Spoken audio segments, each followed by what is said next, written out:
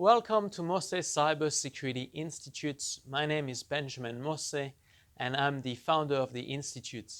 In this short video, I'd like to share with you a very simple strategy that will help you minimize the consequences of a cyber breach against your organization. The first thing that I want to point out is that there are different types of breaches.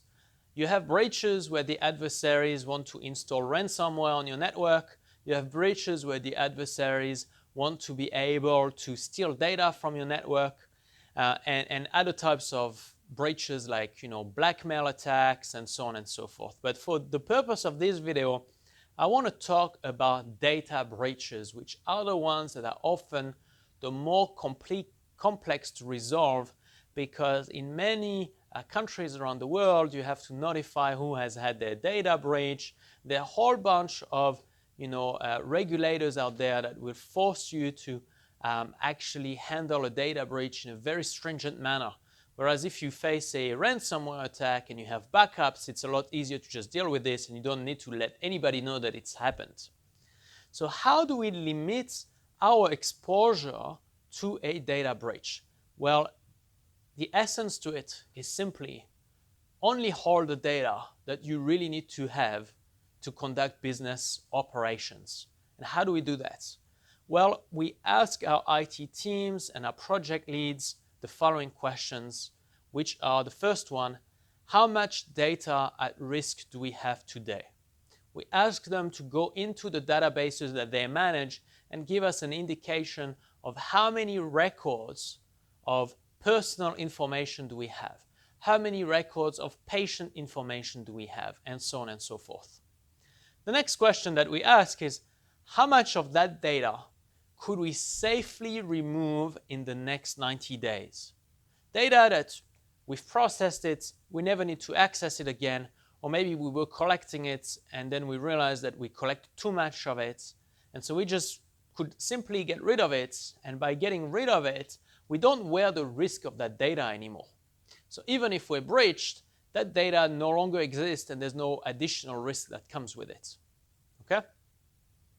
Interestingly enough, we once ran an engagement at a customer where we were able to remove 70% of every file, every record in their databases that they had, just by kind of going systematically, system by system, and finding out what could be deleted. Now, there will be data that you cannot delete, and there will be data that you're actually legally bound to keep for many years. And so what do we do with that? Well, we encrypt it and we archive it. And so what we need to ask then is, okay, if there's data that we can't delete, let's remove it from systems that hackers can access if they breach into our networks. And instead what we do is we simply encrypt the data, we make a backup, and we put it into an environment that is accessible to nobody. It's not connected to the internet, it's not connected to the corporate network, and we have a way, maybe through USB drives or through all sorts of different ways, to go and actually recover the data if and when we need it.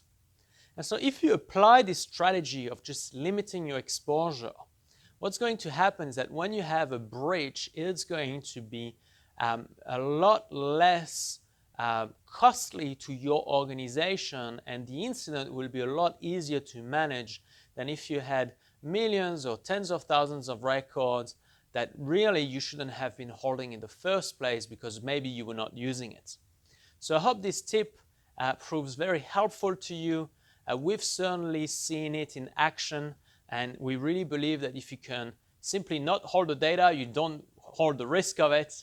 And so good luck with this strategy. Implement it within your organization and contact us to let us know whether this was a useful tip to follow or not.